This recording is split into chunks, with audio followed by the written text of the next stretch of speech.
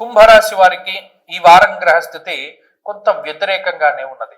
ఎందువల్ల అన్ని గ్రహాలు ప్రతికూలంగా ఉన్నటువంటి ఏకైక రాశి కుంభరాశి.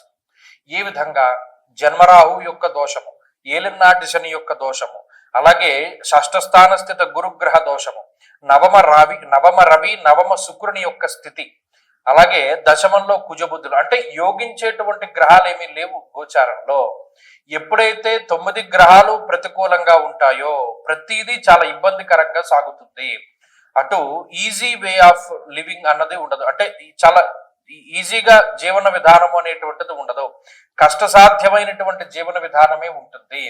ఎక్కువ దెబ్బలు తగులుతూ ఉండడము, జారిపోయి పడిపోతూ ఉండడము, అలాగేనేమో ఏదో ఒక రకమైనటువంటి అనారోగ్య సమస్య బాధిస్తూ ఉండడము, ఉద్యోగంలోనూ కుటుంబంలోనూ ఏదో ఒక సమస్యతోటి ఉంటూ ఉండడం. అంటే మీరు గమనించండి, చెప్పుకుంటూ పోతే ప్రతిదీ వ్యతిరేకంగానే ఉంటుంది. ఇక్కడ కుంభరాశి వాళ్ళకి అవకాశాలు అనేటువంటివి తగ్గిపోతూ ఉంటాయి. కాబట్టి ఏది మీ చేతిలో ఉన్నదో దాన్ని వదిలిపెట్టకుండా ముందుకు వెళ్ళాలి. ఇక్కడ కొంత పట్టుదల కావాలి, కొంత మొండితనం కావాలి, కొంత ఆత్మవిశ్వాసం కావాలి, అలాగే ఏది కూడా వదిలిపెట్టకూడదు అనేటువంటి భావన కలగాలి.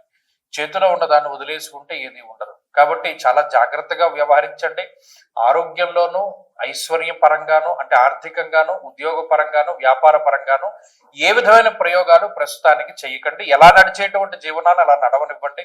కొత్తగా ఏ పెట్టుబడులు వద్దు, కొత్తగా ఎందులోనూ జాయిన్ అవ్వద్దు, చేతిలో ఏ ఉద్యోగం లేకుండా ఉద్యోగాన్ని వదిలిపెట్టద్దు. ఇలా అనేక రకాలైనటువంటి జాగ్రత్తలు పాటిస్తూ దైవానుగ్రహాన్ని ఎక్కువగా నమ్ముకుని ముందుకు వెళ్ళగలిగితే కుంభరాశి వారు చాలా బాగుపడేటువంటి పరిస్థితులు ఉంటాయి.